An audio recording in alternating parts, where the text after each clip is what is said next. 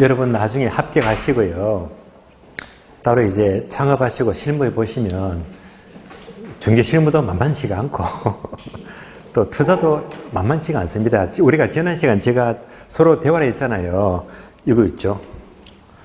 상가를 할 것이냐, 뭐 토지를 땅을 살 것이냐, 소득이득, 자본이득 기억나시죠? 근데 이제 상가가 2분 계셨고 땅이 1분 계셨는데요. 상가 이거 현실적으로 녹록치가 않습니다. 제가 보기에 이유는 2개라고 생각합니다. 이유가 2개. 요즘 왜 상가가 특히 어렵냐면요. 첫 번째, 바로 온라인 때문이죠. 온라인. 옛날만 하더라도 상가의 입지는요. 첫째도 입지, 둘째도 입지, 셋째도 입지. 아주 상권 좋은데 코너 같으면요. 최고 입지지. 그게 지금 입지가 무너졌거든요. 네. 요즘 입지는요. 첫째도 모바일 입지, 둘째도 모바일 입지, 셋째도 모바일 입지가 돼요. 뭐 검색 딱 하게 되면 딱 나오는 게 최고 좋은 거니까. 그러니까 위치가 나쁘더라도 모바일에 계속 상단에 떠 있으면요. 주문 막 되는 거잖아요. 그러니까 다시 말하면 요즘 온라인 때문에 이 오프라인 상가가 막 무너지고 있거든요. 무너지고 있어요. 예. 요새 시내 한복판에도 막 가보시면 아시겠지만 빈 점포에다가 막 붙여놓은 거 많잖아요. 뭐 때문에? 온라인 상가 때문입니다. 온라인이 자꾸 커지는 오프라인 추구 가거든요. 2번째는 금리. 금리가 계속 올라갔잖아요. 5%대. 옛날에 몇 년 전에 금리가 1%대 있었잖아요. 1, 2%대. 이때는 대출 이빠이 받아가지고 상가만 샀다 하면 그냥 지렛대가 엄청 컸거든요. 그때는 막 상가가 대박이었습니다. 그런데 지금은요. 상가 수익률 보통 4%, 5%, 6%인데 그렇게 받아가지고 은행 이자 켜버리면 돈 남는 게 없습니다. 상가는 안 사요. 예. 의미가 상가 사는 데 차라리 뭐 은행에 딱 예금해버리면 5%대 나오는데 그렇잖아요. 그러니까 금리가 높아버리면 상가는 또 자동적으로 인기가 떨어지거든요. 그러니까 이 2 문제가 해결되면 상가가 좋아지는 거지. 예. 그렇지 않으면 상가는 계속적으로 하락세입니다. 그런데 이제 상가를 투자해가지고 내가 소득이득을 내야지. 생각보다 만만치 않을 거예요. 어렵습니다. 다시 말하면요. 어려운 만큼 이 흙속에 진주를 가려내야 되거든요. 그만큼 공부를 해가지고 전문성을 키워야 된다 하시겠어요. 대충 해가지고는 절대 종을 고를 수가 없거든요. 많은 공부가 필요합니다. 땅은요, 땅. 여러분, 나중에 합격하시면 이겠습니다. 자, 내가 합격했다. 그러면 이제 여러분들 중개법 공부하시면 고용인을 신고할 수 있습니다. 소속 공인중개사나 중개보존이나 그렇잖아요. 할 수 있거든요. 그러면 이제 개업공인중개사, 개공사 밑에 소공사나 중개보존도 있잖아요. 소공사는 잘 없어. 잘 없습니다. 제일 밑에 고용인이 1명, 2명, 3명 있습니다. 셋 다 소공사는 없고요. 제 밑에 식구들이 전부 다 3명 다 뭐냐면 중개보존입니다. 그러니까 보통 이제 개공사가 보존들을 전부 다 인터넷으로 신고하잖아요. 고용이 신고하거든요. 근데 이 3분이 저하고 비교가 안 돼요. 자격증이 없는 사람인데 한 분은 60세, 한 분은 58세, 한 분은 67세. 3분인데요. 이분들이 엄청 많습니다. 엄청 많아요. 너무 탁월합니다. 자격증만 없을 뿐이기 때문에 제 밑에 있는 것이지. 기가 막힌 능력입니다. 이 중에 한 분은요, 이분은 여자분인데, 이분은 자격증만 없을 뿐이지, 한 15년 전에 요거, 땅. 15년 전에 사업을 했어요. 무역. 별로 돈 못 벌었거든요. 그래서 이제 가진 게 기껏 해본다는 2억이다, 2억 갖고 출발했는데 부동산 부자도 몰라요. 아무것도 모르는데 그 지방에 팔공산 들어보셨죠? 팔공산. 거기 괜찮은 땅이 나왔는데 그게 딱 얼마? 2억이야, 2억. 그래서 지인이 하도 좋다 해가지고 그냥 내친 김에 땅을 사버렸거든요. 그 이게 금세 5억이 돼버리는 거예요. 예. 한 2년 만에. 이렇게 되어버리니까 장사한 것도 아닌데 2억짜리 5억 되어버리니까 가만히 앉아서 사 먹어버렸잖아요. 따블이 돼버렸어요. 따블이. 야, 땅이 돈 되는구나. 예. 그러면서 이때 땅만 계속 이제 사고 팔고 키워나가는 거예요. 결정적인 게 뭐냐면 결정적인 게. 그 알파시티라고 우리 그 지방에 그 좋은 지역에서 후보지인데 거기가 이제 법원이 들어와요. 법원하고 주로 이제 의료 병원들이 들어옵니다.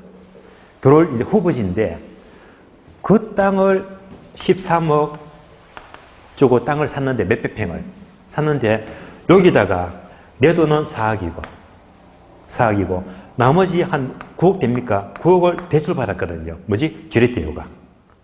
내 돈 얼마 들어갔다? 4억 들어갔다. 이 땅에 7, 8년 지나니까 얼마 되었다? 90억. 90억. 그래서 날 전화가 와요. 90억 팔아라고 제발 팔아라고. 안 팝니다. 왜 안 팔아요? 아직까지 법원하고 변 들어서고 있거든. 더 오를 거니까. 안 팝니다. 계속 올라가는 거야. 그러니까 내 돈이 얼마 들어갔지? 4억 들어갔어요. 그래 이게 이제 얼마야? 90억. 그래서 이 사람이 산 땅들이 이것저것 따져보니까 제가 보기에는요. 여기저기 땅 산 거 보니까 합산해서 대충 제가 챙겨보니까 130억에서 150억 정도. 모두가 땅만 사가지고요. 그러니까 여러분들도 학교 가시면요. 어쨌건 답은 나와요. 나오는데 큰 돈 되는 것은 땅이더라고요. 그런데 상가는 제가 그런 걸 말씀드렸죠. 온라인 때문에 오프라인이 지금 계속 하락세입니다. 그죠? 하락세고 금리가 높은 이상에서는 상가를 선호하지가 않습니다. 그러니까 여러분들은 상가는 조심해야 됩니다. 되시겠죠? 예. 그래서 여러분들도 업을 하시면 이 인맥 활용을 잘해야 됩니다. 저는 이제 이분들 때문에 먹고 살거든요. 예. 저는 능력이 별로 없어. 시문 능력이 해본 몇 년밖에 안 되니까. 근데 이런 분들이 물건 다 만들어서 저는 계약서하고 도장만 찍어주게 되면 수입이 생기는 거예요. 예. 여러분도 실무하시면요. 특히 이제 소공사보다는 자격증 없는 이런 분들 밑에 두게 되면요. 굉장히 큰 돈 됩니다. 왜? 계약서만 쓰더라도 몇백씩 떨어지니까. 괜찮거든요. 예. 사람 관리 잘 하시면 돼요. 예. 자, 계속해서 입문서 보겠습니다. 지금 44페이지 목차 바로 수익과 위험입니다. 그럼 우리가 지난 시간에 첫 번째 투자의 의의를 공부했고요. 의의에서 특히 강조하는 게 지렛대 효과와 그리고 인플레이션 보호 기능이 있죠. 두 번째 투자의 위험과 수익입니다. 자, 이 파트는요. 제가 원래 강의를 하면서 원래 계속 강의하면서 이 파트가 작년, 그작년 계속 힘이 안 나왔어. 한 문제도 안 나왔어. 원래 계속 강의하면서 이 파트 집중하세요. 무조건 나올 거라고. 그래서 원래 꽤 많이 나왔습니다. 적중이 되었어요. 그래서 원래 나왔기 때문에 계속적으로 이 파트는요. 앞으로도 계속 한두 문제는 꼭 나온다고 봐야 됩니다. 한동안 계속 안 나왔었거든요. 먼저 위험부터 본 다음에 수익을 보도록 할게요. 위험부터 봅니다. 위험은요. 오른쪽 페이지 보시면 돼요. 45페이지입니다. 첫 줄, 투자의 위험, 표가 나와 있죠. 자, 표를 보고 바로 체크버리죠. 5가지인데요. 첫 자만 동그라미입니다. 자, 사업상 위험, 첫 자, 사 동그라미. 두 번째, 금융적 위험, 금 동그라미. 그 다음에 법적 위험, 법 동그라미. 그 다음에 인플레 위험, 인 동그라미. 마지막으로 유동성 위험, 유 동그라미. 45페이지입니다. 45페이지 표가 나와요. 자, 합치니까 어떻게 된다? 사금, 법, 인유. 사금, 법인유. 무슨 법인? 사금, 법인이 있대. 사금, 법인유. 이렇게 정리하시면 됩니다. 그래서 투자에 위험하게 되면 이 5가지만 공부하시면 돼요. 사금, 법인유 5가지다. 하나씩 봅니다. 먼저. 자, 첫 번째. 사업상 위험은 오른쪽에 설명 보시면요. 부동산 사업 자체에서 생기는 위험이다. 그래서 종류가 3가지 있죠. 기업, 니은, 디귿 3가지가 있더라. 첫 번째가 시장 위험, 다음에 운영 위험, 그리고 위치적 위험입니다. 3가지가 있더라. 첫 번째가 뭐죠? 시장 위험. 제목 그대로 보시면 돼요. 요즘 시장 좋아요, 나빠요? 되게 나쁘지. 뭐 때문에? 코로나 때문에 또 미국의 금리가 계속 올라가잖아요. 우크라이나 전쟁이 터져버렸지. 글로벌 전체가 안 좋아. 이게 바로 시장 위험입니다. 다음에 두 번째. 운영 위험은요. 운영을 잘못했어요. 그래서 그 항목 내용 있죠. 근로자가 파업합니다. 영업비가 자꾸 올라가는데 변동이 생겨요. 이런 것들이 바로 운영상 위험이 되고요. 세 번째는요. 위치적 위험은요. 자, 한마디로 말하면 나쁜 위치지. 다시 말하면요. 입지 선정을 실패했대. 예를 들어 볼게요. 예를 들면 어떤 사람이 빌라를 지었습니다. 빌라를 지었으면 그 다 분양이 돼야지 돈 버는 거잖아요. 근데 빌라를 지었는데 아무도 안 사. 왜 안 샀을까요? 위치가 나빠서요. 위치가 나쁘니까 아무도 안 사가지. 그러니까 얘는요 입지를 잘못 선택했는 거잖아요. 이 바람에 쫄딱 망하자는 얘가 바로 위치적입니다. 나쁜 위치를 지었기 때문에 안 팔리더라. 자, 이상 세 가지 있죠. 이 세 가지를 합쳐가지고 사업상 위험 이렇게 부르는 겁니다. 어려운 말 없었습니다. 두 번째, 금융적 위험은요. 자, 부채에 사용하니까 뭐가 떠올라요? 지렛대. 은행에 빌렸잖아요. 은행에 빌렸는데 원리금을 안 갚아요. 채무 불이행. 얘는 뭘 말합니까? 부의 지렛대. 그래서 부의 지렛대 때문에 원리금을 못 갚아요. 얘가 바로 채무 위험은 다른 말로 금융적 위험이라고 지난 시간 적어드렸잖아요. 이렇게 되겠고. 다음에 세 번째, 법적 위험은요. 법이 바뀌어요. 법이. 그래서 정부의 정책, 규제를 통해서 법이 바뀌니까 손해볼 수 있잖아요.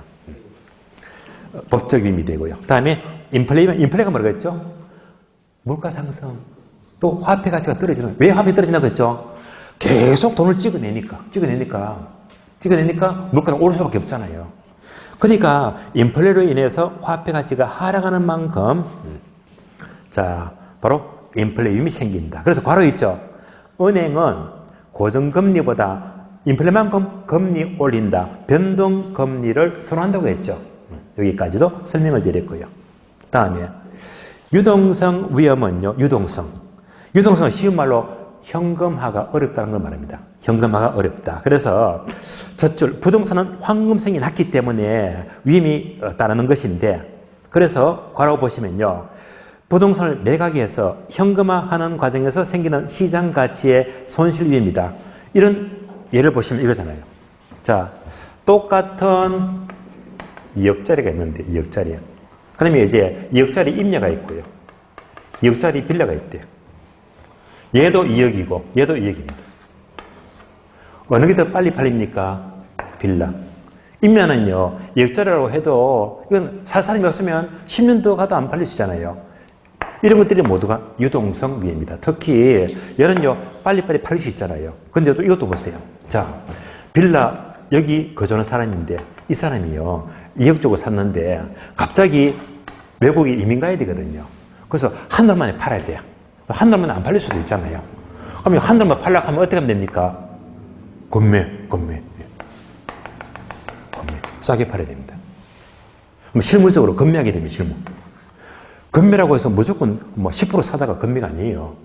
실제로 전문가들은요, 건매하게 되면 시장이 상승 무드다.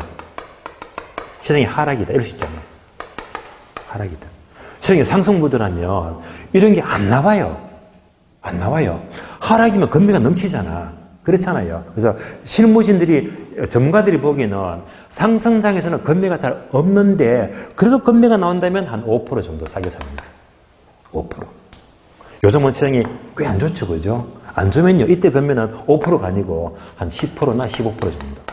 이게 빠지면 건매로 인정하거든요. 근데 요즘은요. 제가 사무실에 늘 지켜보게 되면 이게 쌓이고 쌓여. 건매 물건 많이 들어옵니다. 팔려요, 안 팔려요? 안 팔립니다. 안 팔리면 어떻게 됩니까? 예, 급자가 붙어. 급건매. 팔려, 안 팔려? 안 팔려. 예. 그러니까 부동산마다 가게 되면 상가고, 특히 상가 넘칩니다, 넘쳐. 예. 건매, 급건매 해서 계속 설명해도 지갑을 안 열어. 어떻게 안 열어 아세요? 뭐 때문에? 금리가 높아서. 금리가 5%인데 이거 잘못 사서 또 공실 안 나가면 어떡하느냐 하면서 개설이 관망합니다. 예, 관망이에요. 지금은 되게 워낙 급금리가 나와도 사실을 안 해요. 계속 더 빠지겠지. 관망 분위기입니다. 그래서 저건 뭐 서울지금 모르겠지만은요, 지방은 난리예요. 주거용, 상업용 전부 다 계약서를 못 쓰거든요. 예, 못 씁니다. 예. 안 좋아요. 그래서 이제 이제 2억짜리인데 급하게 팔아야 됩니다. 급급매. 예. 그러면 이렇게 해서 20% 싸게 팔았대. 싸게 팔면 팔리겠죠. 워낙 싸니까. 그러면 이제 빨리 팔다 보니까 20% 싸게 팔았다. 얼마 손해봤습니까? 20% 손해봤죠. 얘가 바로 유동성 위입니다. 왜? 급하게 팔려고 하니까 20% 싸게 팔았잖아. 예. 바로 유동성 위험 때문입니다. 자, 이상 5가지 있죠. 자, 사금법인유. 사금법인유 5가지가 투자의 위험입니다. 5가지. 예. 그래서 이 5가지도 특별히 어려운 말은 없었을 거예요. 자, 그러면 5가지가 뭐라고 했죠? 5가지. 첫째. 사금법인유 5가지. 그러면 이제 강의 노트 보세요. 강의 노트 보시면 괄호 1번에 있죠. 위험, 화살표, 교재 설명드렸고요. 땡땡, 네모 5개 적을 줄 알겠죠? 뭐? 사금법인유, 사금법인유. 여기까지가 위험의 종류가 되는 거예요. 그러면 이제 괄호 2번 보니까, 강의 노트 보니까 2번이 뭐죠? 수익률. 수익률인데, 그러면 이 수익률은요, 다시 입문서 보세요. 입문서를 보게 되면 왼쪽 페이지죠? 왼쪽 페이지. 44페이지입니다. 왼쪽 페이지 보니까 목차 1번 수익률은 괄호 1번, 2번, 3번 1번 기대 수익률, 2번 요구 수익률, 3번 실현 수익률 3가지입니다. 예. 이 3가지를 지금부터 설명드릴게요. 자, 그래서 수익률 하게 되면 수익은 수익률입니다. 자, 이때 수익률의 종류가 3가지더라. 첫 번째, 기대 수익률.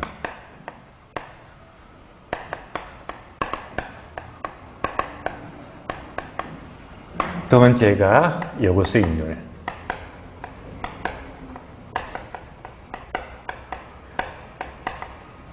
세 번째가 실현 수익률입니다.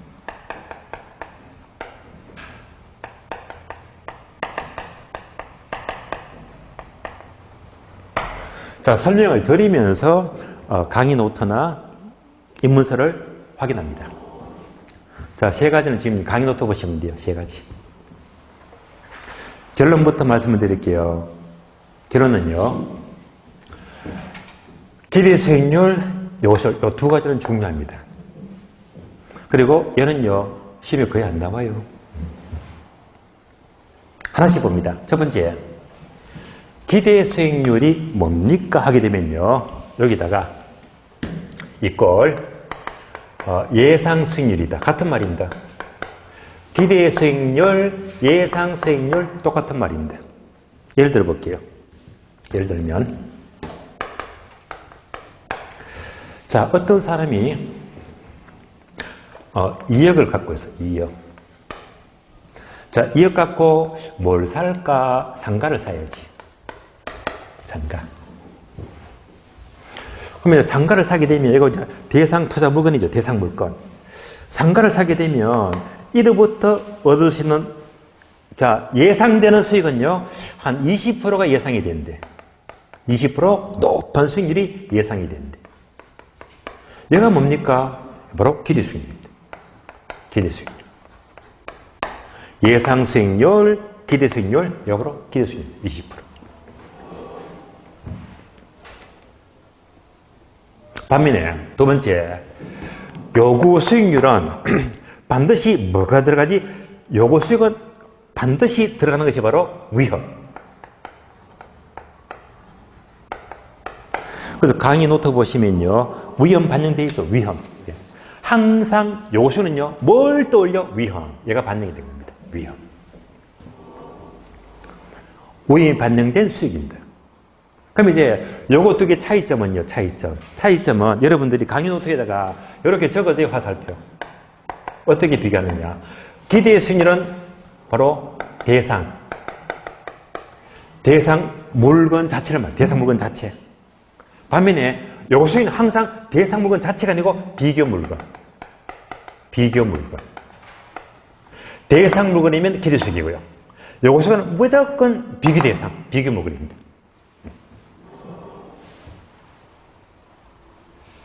그럼 보세요. 2억 갖고 내가 상가를 사고 싶어. 뭐지? 대상 물건. 상가를 사니까 얼마가 발생이 돼? 20% 기대수익입니다. 그런데 이것 보고 상가를 살 사람 없습니다. 투자는 신중하게요. 자, 내가 2억 갖고 상가는 이런데 상가 대신에 비교하죠, 비교. 상가 대신에 땅을 산다면, 오피스텔을 산다면, 아니면 주식에 투자한다면, 아니면 암호화폐, 코인에 투자한다면. 그래서 여러 가지 비교하잖아요. 비교할 때는요, 반드시 위험을 따져야 돼요, 위험. 그러면 여러 가지가 있는데 그 중에서 대표적으로 주식을 비교해요, 주식. 그럼 주식은 당연히 위험하잖아요. 그러니까 바로 얘는 위험이 반영이 됩니다. 비교 대상이죠. 위험을 고려하잖아요. 그러니까 뭐가 되지? 요것입니다. 내가 만약 주식을 투자한다면 1년 동안 사고 팔았을 때 최소한 10% 수익은 예상이 된다. 주식을 투자하면 10% 먹을 수 있겠대. 얘가 뭡니까? 최소한의 요구수익입니다. 얘가 바로 요구수익입니다. 위험을 감안해서 자 10%를 먹을 수 있다는 겁니다. 요구수익입니다. 그래서 항상 요구수익은요, 위험이 반영된 최소한의 수익률입니다. 그럼 한눈에 비게 되죠. 주식은 10%입니다. 반면에 상가는 20%예요. 여러분이면 상가를 삽니까? 주식을 삽니까? 상가를 사죠. 결론적으로 주식 안 사, 상가를 사. 결론, 투자를 하기 위해서는 기대 수익이 커야 됩니까? 요구 수익이 커야 됩니까? 기대 수익, 예상 수익, 기대 수익이 더 커야 됩니다. 요구 수익은 작아야 됩니다. 그래서 항상 대상 수익과 비교 수익을 이렇게 비교했더니, 요구 수익을 비교했더니 둘 중에 뭐가 더 커야 된다? 언제나 기대 수익이 높아야 됩니다. 또 묻습니다. 기대와 요거를 비교하니까 기대가 커야 되잖아요. 그러면 거꾸로 양자를 비교하면요, 요거 수익은 커야 돼요? 작아야 돼요? 얘는요, 언제나 작아야 됩니다. 그래서 우리 시험은요, 이렇게 잘 물어. 반복합니다. 요거 수익은 언제나 커야 돼요? 작아야 돼요? 작아야 됩니다. 그래서 우리 시험은요, 큰 걸 안 먹고 기대 수익보다 요거 수익이 작을 때, 맞는 말이잖아요. 요걸 잘 물어. 예. 그래서 항상 A하고 B하고 크다면요, A가 크다는 것은 너무 쉬운 문장이니까 항상 비교 문장은요, A보다 B가 작을 때 똑같은 말이잖아. 그래서 학교는요, 이렇게 장난 많이 치거든요. 그래서 기대보다 요구가 작을 때 투자한다 안 한다? 한다. 기대가 크거나 요구가 작아야 됩니다. 그래서 요구가 작을 때 요 문장이 친숙해져야 됩니다. 그리고 미리 말씀을 드리겠는데 앞으로 1년 동안 학교론 수업을 하는데 요구자가 나와요. 요거는 무조건 작아야 됩니다. 예. 요구가 크다 하면 다 틀린 말입니다. 요거는 무조건 작아야 됩니다. 그래서 항상 투자를 하는 것은요, 기대 수익과 요구 수익 두 가지를 비교하는데, 세 번째, 실현 수익은 뭐지? 실현 수익은요, 실현되었죠. 팔았잖아. 팔았어요. 처분했습니다. 팔았으니까 실현되었잖아요. 그럼 잘 보세요. 자, 예를 들면 예상입니다. 상가를 사게 되면 20% 수익이 예상이 되고, 비교하니까 주식은요, 위험을 감안하니까 10% 예상이 되잖아요. 그러니까 이렇게 비교하니까 뭐 상가가 좋네. 투자를 했습니다. 그래서 주식 포기하고 상가를 샀어요. 두 개 비교했는데, 그래서 상가를 산 다음에 5년 지났어. 5년 지났습니다. 2억 주고 산 상가를 얼마에 팔았다? 4억에 팔았대. 따블이 돼버렸네요. 그러면 본전이 2억이잖아. 판 게 4억이잖아요. 그럼 2억을 벌었잖아요. 그럼 수익률 몇 프로? 100%죠. 그죠? 따블로 먹었기 때문에. 이때 수익률은 2억이니까 4억이니까 100% 수익이 생겼네. 얘가 뭐지? 실현 수익률입니다. 실현되어 팔았으니까 얘가 바로 실현 수익률이다. 처분했을 때 바로 실현 수익률입니다. 그래서 얘는요, 자, 처분했기 때문에 투자의 결과예요. 이는 투자했다가 돼버리지 이것은 투자의 기준이 될 수가 없다. 항상 투자한다는 것은 이렇게 예상되는 것, 기대 수익과 요구 수익 있죠. 이 두 가지를 비교해서 뭐가 더 커야 되겠죠? 기대 수익이 높을 때 투자를 결정합니다. 실현 수익은 이미 실현된 결과이기 때문에 투자와 거리가 멀다. 세 가지를 비교했습니다. 그럼 다시 강의 노트를 보시면 하나씩 봅니다. 기대 수익률 땡땡 네모 2개. 땡땡 네모 2개.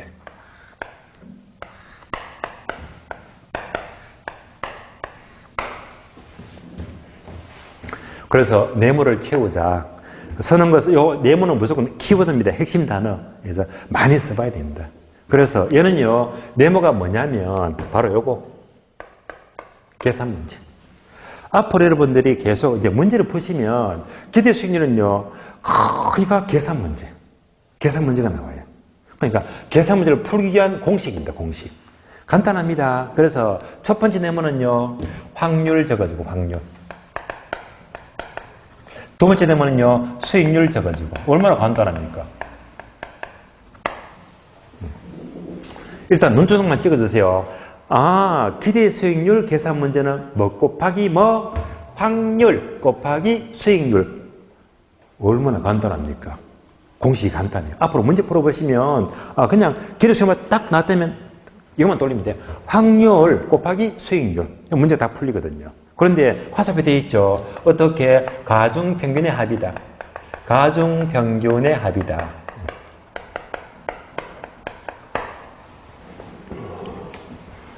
그러면 이제 가중평균이 나왔는데요. 때로는 이제 이 가중평균이 뭐냐면요. 가중평균. 얘랑 항상 비교하는 것이 뭐냐면, 그 산술평균 들어봤죠? 산술평균. 산술평균. 두 가지 비교합니다. 그러면, 지난주에 제가 수업을 하면서, 이런 예를 든 적이 있어요.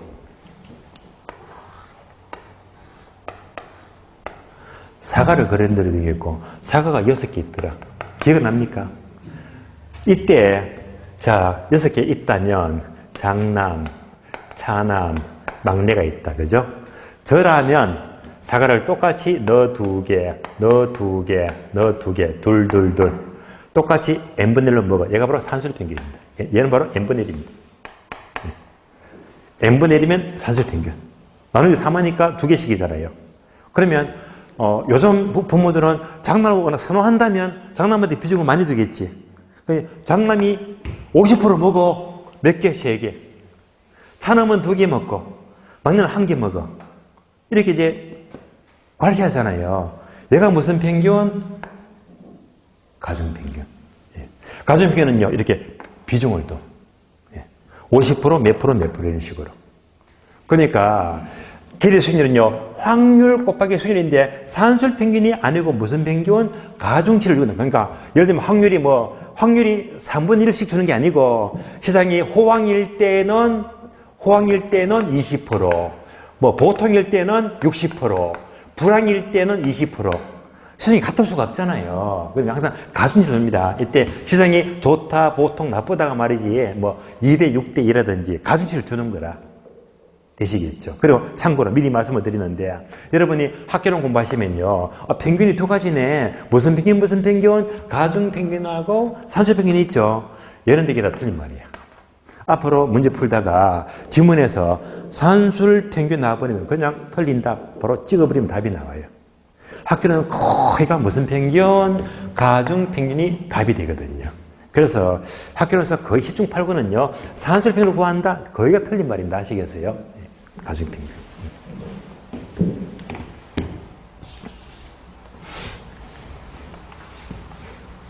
자, 그래서 기대 수익률 하게 되면 단어 2개. 확률 곱하기 수익률의 가중평균의 합으로 구한다고 했는데 이런 것들은요. 문제를 풀어봐야 되거든요. 그래서 제가 마침 인문서를 보니까 인문서에 이 계산 문제가 빠져 있는 거야. 그렇다고 여러분들 부담 갖지 마세요. 왜? 12월 27일 다다음 주입니다. 수요일이죠. 그날은 3시간 몽땅 계산기 들고 와서 계산 문제만 푸는 거예요. 그때 이제 요 문제가 있거든. 있으니까 그냥 그때 가서 연습하시면 돼요. 예. 그때 이제 제가 계산 문제를 한 9문제나 10문제를 기출을 다 풀 겁니다. 아시겠어요? 그때 풀 거니까 그때 해결하시면 돼. 다만 오늘은 눈두장만 찍어드리는데 얘는 중요합니다. 이제 나온 김에 요거 저거 뭐가 뭔지 모르지만은 근데 다음 달, 다다음 달 1년 동안 계속 제가 침튀기 가면서 강조할 겁니다. 왜? 35회 시험은 A급이거든. A급입니다. 예, 제가 보기에는 확률이 아주 높아요. 그렇기 때문에 얘는요 앞으로 계속 강조할 거예요. 중요하다면서. 기대 수익 여기까지만 보시면 됩니다. 이런 게 있구나라고 보시면 돼요. 다음에 요거 수익은 비교해서 위험을 반영하는 거구나. 비교 수익입니다. 그러면 얘는요 강의 노트 보게 되면 자 단어가 한 3개 나와 있죠. 이꼴 무위험률 플러스 위험할정률 플러스 예상 인플레율이 나옵니다. 단어를 또 올리죠. 옮겨서 볼게요. 이것을 이꼴 무위험률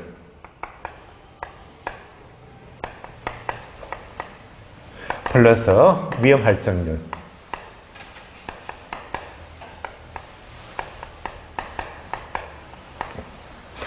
플러스 예상 인플레이션율입니다.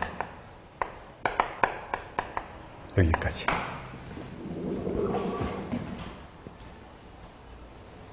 그러면 요것이 이건 위험이 반영이 되었잖아요. 그럼 이때 첫 번째 무위험률 하게 되면 얘는 우리 주변에 많잖아. 은행의 정기적금 이율, 회사의 국사채를 사게 되면 그 채권의 수익률이 있죠. 이런 것들이 얼마나 안전빵입니까? 얘는요 순수한 시간의 대가란 말입니다. 시간의 대가이다. 시간만 지나가면 보장받습니다. 가장 안전한 이율입니다. 무위험률. 여기다가 이제 위험 들어가요. 위험. 바로 위험할정은 위험이 들어가지. 위험이 반영이 되었다. 위험의 대가입니다.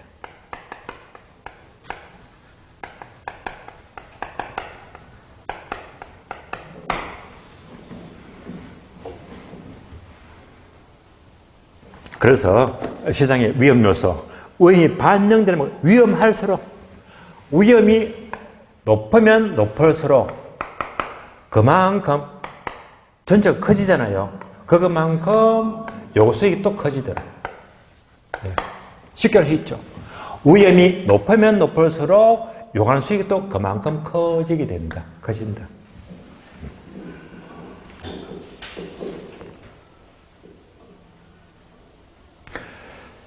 그러면 예상 인플레이션율이다.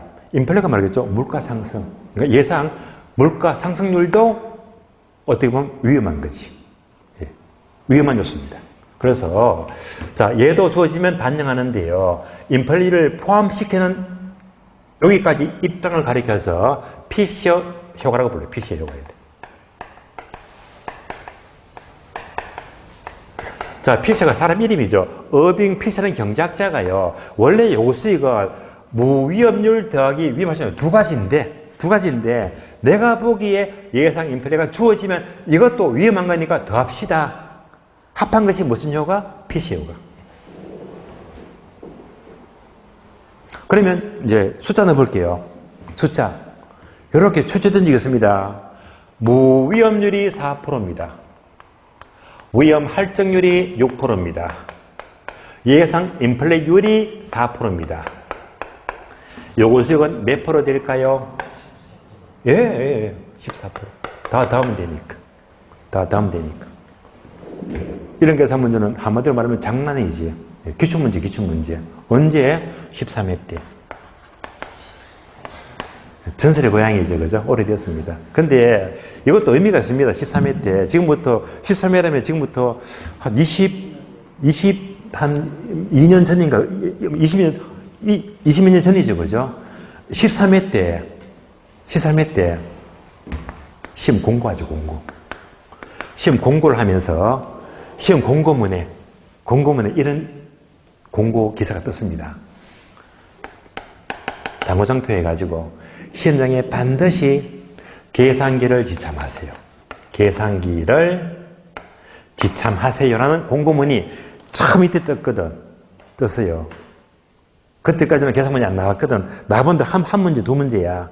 근데 계산기 지참하라 하면 뻔하지. 무슨 말입니까? 계산 문제 앞으로 업시키겠단 말입니다. 네, 그렇잖아요. 13일 때 제가 강의를 하면서 이 공고문 보자마자 바로 계산기 준비하세요. 이제 원래부터 계산 문제가 앞으로 계속 나올 겁니다. 했는데 이때부터 출발 몇 문제, 세 문제. 그 다음에 네 문제, 다섯 문제. 자꾸 올라가면서 요즘은 몇 문제, 9문제, 이런 문제 나오고 있잖아요. 이때 나왔던 계산 문제 중에 한 문제가 요거. 정답 얼마입니까? 14%. 계산기가 필요 없는 문제예요. 예. 그래서 조상계는 계산 문제가 쉽게 나와서 요즘은 꼭 계산기 있어야 되거든요. 자, 우리 계산 문제가 몇 문제 겠습니까? 내년 시험도 틀림없어 9문제나 10문제가 나오거든요. 그런데 그 중에서 틀림없어. 틀림없다고 이제 장난 못 하는데, 상급 문제, 중급 문제, 하급 문제가 있지. 상급 문제는 풀지 말자. 버리세요, 무조건. 버리시고. 하급 문제는요, 이런 문제가 너무 쉬워요. 이런 문제도 쉽게 내면 하급 문제거든. 이것도 하급 문제 맞잖아요. 더 하면 되니까. 이런 문제가 요즘은요, 그래도 한 문제, 두 문제는 나와. 한두 문제 나와요. 이런 거는 무조건 득점하고 해야지 여러분 합격에 문제가 없는 거야. 얘는 무조건 건지고. 그럼 이제 중급 문제, 상급 문제, 여기서 이제 중급 문제만 반 타자. 반만 풀자. 그럼 합하니까 몇 문제야? 네 문제, 다섯 문제. 계산 문제는요, 다 풀려고 하면 시험 떨어집니다. 아시겠어요?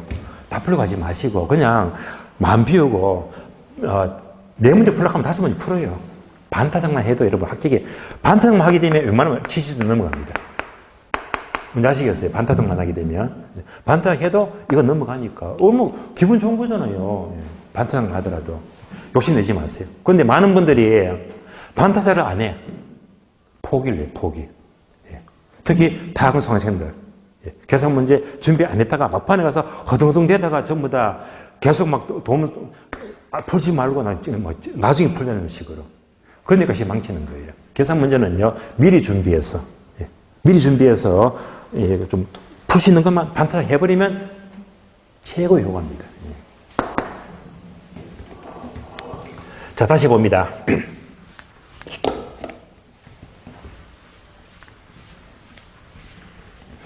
요거 수익은요, 무위험률 플러스 위험이 반영이 되었다. 위험 하중률인데, 여기다가 인플레가 예상 인플레가 주어지면 더하자. 무슨 효과? 피시의 효과다. 자, 결론.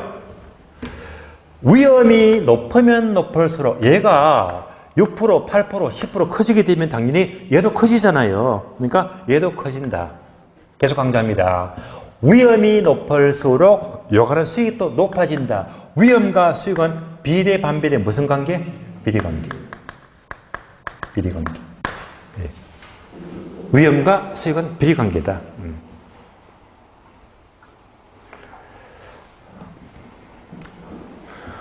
여러분은 웬만하면 옛날에 명절 때 그 고수도 접으셨죠? 고수도. 고수도 치게 되면 보통 3명이나 4명, 4명 치게 되면 광팔잖아요. 그렇죠? 그러니까 고수도 칩니다. 3명, 4명이서. 치다 보면 거기 재밌거든요. 저는 돈 따본 적이 없어요. 고수도 되게 못 치거든요. 그런 걸 싫어하니까. 그런데 고수 치다 보면요. 제가 왜 돈을 못 따느냐 하면요. 자제를 못 해. 고수도 치다가 딱 3점 나면 고할 수 있잖아요. 예. 저는 제 스타일에 뿔고 끝까지 고여버립니다. 바가지 쓰거든요. 그래서 이제 고수를 치다 보니까 3점이 나서요. 저는 스톱이 없어 그냥. 원고 들어갑니다. 고하는 만큼 점수가 수익이 커지겠죠. 그렇잖아요.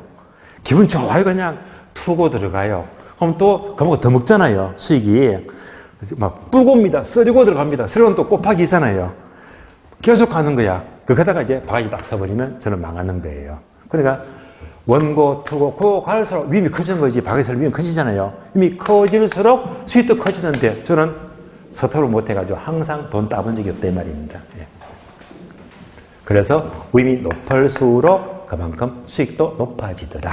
여기까지 보시면 돼요. 자, 그러면 이제 강의 노트 보시면서 이제 세 가지 봤죠. 기대, 요구, 실현 수익이 있는데 실현 수익은 실현데 팔아서 투자와 거리가 멀다. 결국 수익은 두 가지예요. 기대 수익과 요구 수익을 비교하는데 기대가 크든지 요거는 나왔다. 언제나 작아야 됩니다. 요거는 무조건 작아야 됩니다. 그리고 기대 수익은 뭘로 나와? 계산 문제. 나왔다면 뭐지? 뭐 곱하기 뭐 확률 곱하기 수익률로 풀자. 예.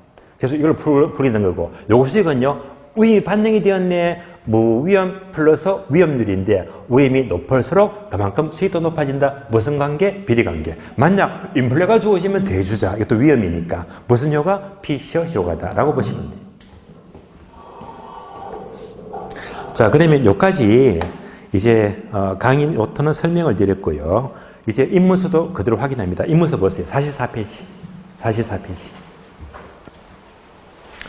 자, 1번 수익률 종류가 바로 1번, 2번, 3번이죠. 기대 수익률, 요구 수익률, 실현 수익률이다. 먼저 1번. 기대 수익률은 두 번째 줄. 몇 줄 되어 있죠? 예상 수익률. 다음에 한 줄 내려가서 화살표.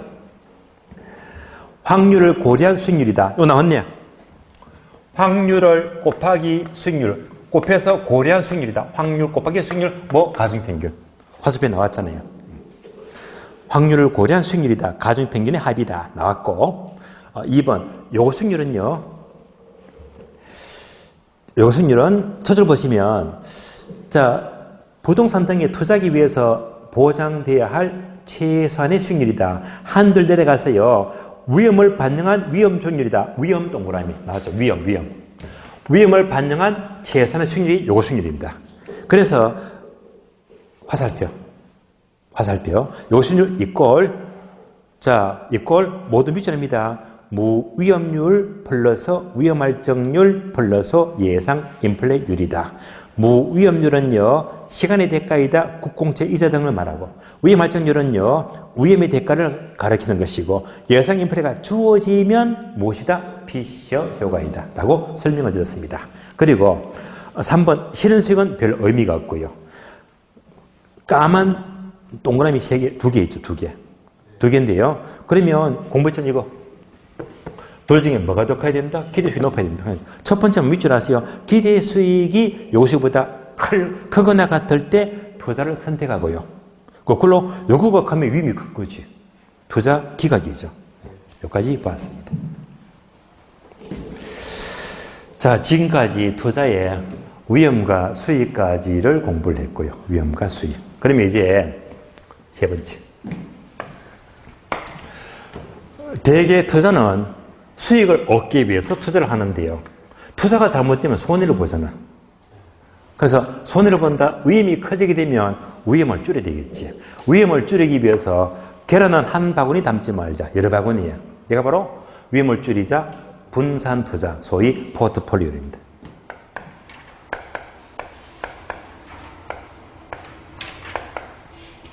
포트폴리오. 그러면 우리 시험은요. 포트폴리오만 나왔다면 나중에 기본서를 보시면 논점은 오로지 세 가지입니다. 세 가지인데요. 첫 번째가 체계적 위험과 비체계적 위험입니다.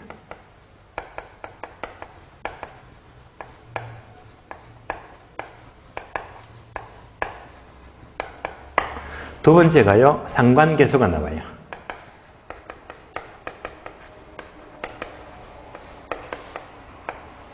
세 번째가 최적의 포트폴리오입니다.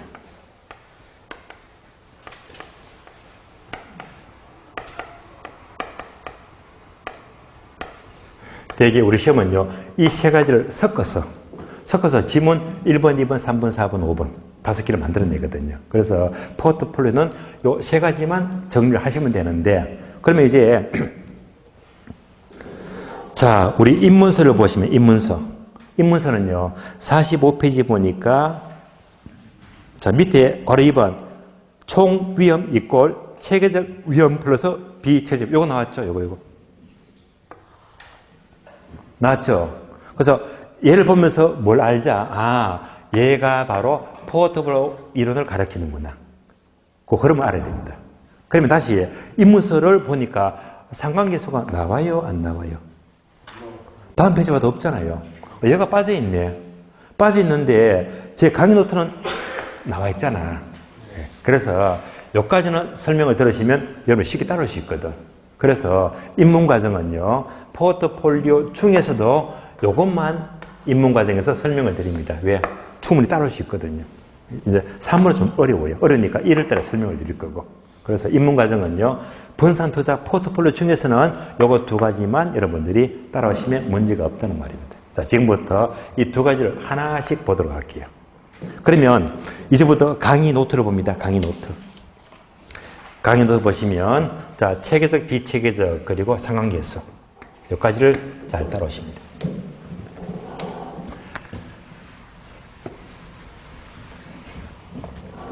첫 번째.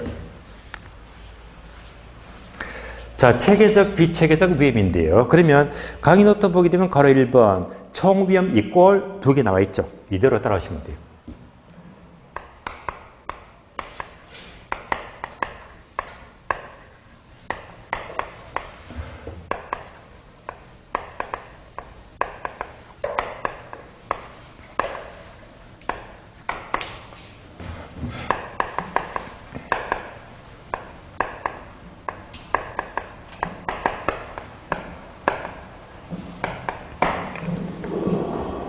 첫 번째, 체계적 위험은 1번 나와 있죠. 피할 수 괄호 나옵니다.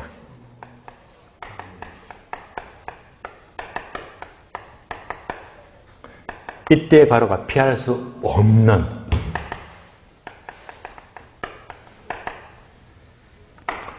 누구나 피할 수 없는 위험이 바로 체계적 위험입니다. 거꾸로 비체계적 위험은 피할 수 있는 위험이에요. 빈 가루가 있는 위험입니다.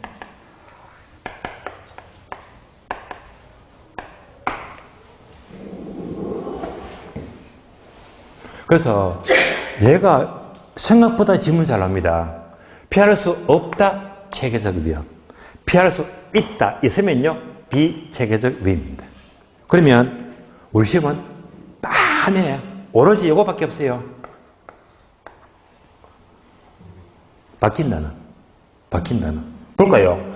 피할 수 없는 위험은 비체계적 바꿨잖아. 바꾸니까 틀린 말입니다. 피할 수 있는 위험은 체계적 바꿨잖아요. 바뀐 단어만 조심하세요. 또 함정이 없어. 예. 바뀐 단어만 속지 말이 말입니다. 우리 시험은 이거밖에 안 나와요. 바뀐 단어만 조심하자. 그럼 두 번째. 피할 수 없다는 것은요, 우리 지금 뭘 공부합니까? 이게 전부 다 뭐지? 포트폴리오 이론이 되고, 포트폴리오는 다른 말로 분산투자. 위험을 줄이기 위해서 분산투자를 하는 것이다. 분산투자. 그러니까, 피할 수 없는 위험은 아무리 분산투자를 해도 피할 수가 없대. 그러니까 이제 분산투자가 불가능한 의미입니다. 그래서 분산투자가 불가능한 의미 됩니다. 분산투자가 불가능한 위험입니다.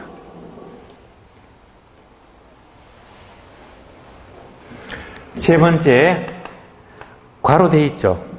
괄호. 요거는 꼭 알아야 돼. 이 괄호가 뭐지? 확실히 세면서 기억을 하자. 뭐? 시장 상황입니다. 시장 상황입니다. 시장 상황. 요즘요, 시장 좋아요, 어려워요? 너무 어려워요. 그럼 잘 아시죠? 가장 먼저 뭐가 떠올라요? 금리가 너무 높아. 금리가 높다. 자, 누구든지 피할 수가 없는 거잖아. 그렇잖아요. 요즘요, 원료값이 계속 올라갔잖아. 원료값이. 이것도 뭡니까? 시장이 안 좋아. 누구도 피할 수가 없는 겁니다. 금값 올라가죠, 금값. 예. 이런 것들이 전부 다 누구나, 시장의 흐름은 누구나 피할 수가 없다는 말입니다. 이런 경우는 누구나 피할 수가 없기 때문에 아무리 분산투자해도 불가능입니다. 피할 수가 없어요. 얘가 뭐죠? 피할 수 없는 체계적 위험입니다. 반면에 두 번째.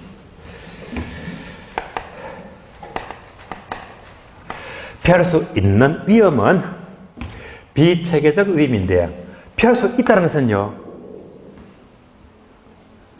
자, 분산 토지를 통해서 얼마든지 피할 수 있는 위험을 가리키기 때문에 바로 분산 투자가, 불자가 빠지죠. 분산 가능한 위험입니다. 분산 투자가 가능한 위험입니다. 분산 가능한 위험이 되는 거예요.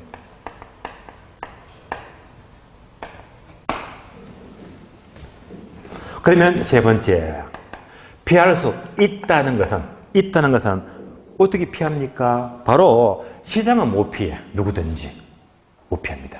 그러나 개별 상황, 즉 개별 특성입니다. 개별 특성은 얼마든지 피할 수가 있어요. 개별 특성입니다. 개별 특성은 피할 수가 있다. 예를 들어 봅니다. 얘만 따라오시면 돼요. 예를 들면 어느 지역이 있어요.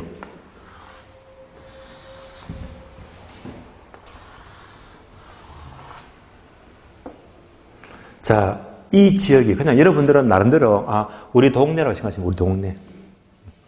각자 동네 돌리시고요. 그런데 코로나가 왔네. 피할 수 있다 없다? 너도 못 피하잖아요. 요즘 금리가 너무 올라가. 환장하겠어. 피할 수 있다 없다? 없잖아요. 어떤 지역도 이런 상황은요, 누구나 피할 수가 없는 겁니다. 뭐지? 얘가 바로 시장의 흐름이고 누구나 피할 수가 없는 체계적 위험입니다. 그러니까 이 지역에서도 누구든지 피할 수가 없습니다. 그런데 이 지역에 땅이 있어요. 아주 큰 땅이 있습니다. 작은 땅이 있어요.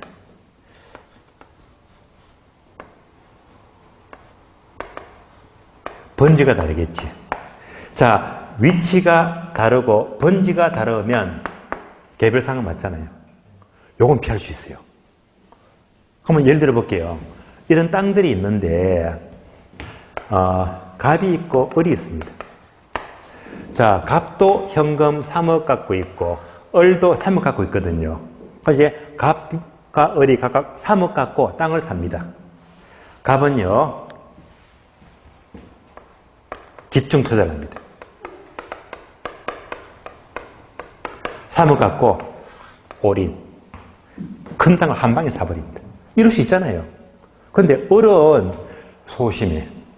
조심해서, 자, 집중 투자가 뭔가 불안하니까 바로 분산 투자. 분산 투자. 을은요, 3억 갖고 1억은 이 땅 사고, 1억은 이 땅 사고, 1억은 이 땅 사고. 되시겠죠? 그러니까 이런 것들은 이제 각과 을은 결과가 달라집니다. 갑은 몰빵했고, 올인했고요. 을은 이렇게 포트폴리오 분산 투자를 했습니다. 그 다음에 문제가 생겼습니다. 이렇게 샀는데 어느 날 이렇게 도로가 생깁니다. 도로가 생겨요. 그러면 갑은 큰일 났네. 전부가 도로에 편입되어 버리면 수용당하지. 그럼 결국 갑은요, 이 땅에 전부 다 도로가 생기니까 편입되어 버리면 수용당하면 보상금만 받게 되거든요. 이 사람은 손해가 엄청 큽니다. 보상금 얼마 안 되잖아요. 그러니까 몰빵하는 바람에 손해를 봐서. 을은요, 이 땅은 도로에 수용당해도 물론 손해는 봅니다. 그런데 이 땅 봐요. 난리 났지. 땅값 왕창 올라가 버리지. 도로에 접해 있으니까. 그러면 이 땅도 뭐지? 땅값 오를 수밖에 없지. 도로에 가까이 있으니까. 그러니까 을은 분산 투자한 결과 하나는 손해봤지만 여기서 손해를 메꾸고도 크게 먹었잖아요. 예. 그러니까 이런 개별성인데 갑은 욕심 때문에 못 피해 나갔고 을은 지혜롭게 이렇게 분산 투자한 결과 피해 나갔잖아요. 예. 얘가 무슨 위험? 피할 수 있는 비체계적 위험입니다. 따라서 요 그림 보시면서 결국 을이 현명하죠. 예. 왜? 을이 잘 피해 나갔잖아요. 결국 비체계적 위험은 어떻게 연결이 된다? 바로 분산 투자, 포트폴리오의 목적입니다.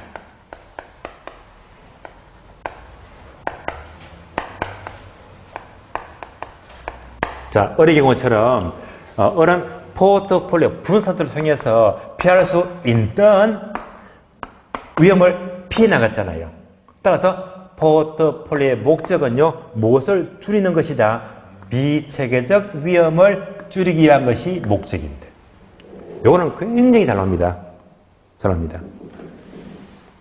자, 반복합니다. 포트폴리오의 목적은요, 체계적 위험을 줄인다, 비체계적으로 줄인다. 얘를 줄이는 것이지, 자꾸 우리 시험은요, 바꿔서 체계적 위험을 줄이는 것이 목적이다. X 틀렸지.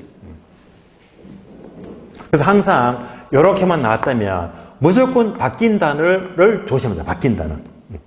단어만 싹 바꿔서 묻거든요. 바뀐 단어만 조심하시면 여기서는 절대 틀릴 이유가 없습니다.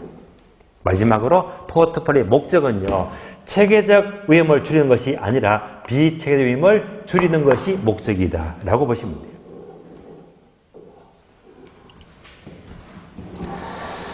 자, 다음에 상관계수입니다. 상관계수. 얘는 지금 우리 입문서에는 없는데 따로 강의 노트는 설명이 되어 있죠. 시간이 9시 반이어서 뭐 1, 2분 동안에 설명한 게 못 되기 때문에 오늘은요, 여기까지 마치는 걸로 하고, 다음 주는요, 요걸 반영하려는지는 다음 주는 무조건 감정평가론도 들어가야 되거든요. 감정평가 기초. 다음 주는 감평은 많이 어려워요. 어렵지만은 오늘 수업도 웬만큼 따라오셨죠? 다음 주도 마찬가지예요. 감정평가도 쉬운 거에 쉽기 때문에 문제가 없거든요. 다음 주도 중요하고요. 그 다음 주는 마지막으로 계산 특강이니까 여전히 앞으로 남은 2주는요, 중요한 수업이니까 그때 가서 뵙도록 하고요. 오늘은 여기서 모두 마치도록 하겠습니다. 자, 수고 많습니다. 감사합니다.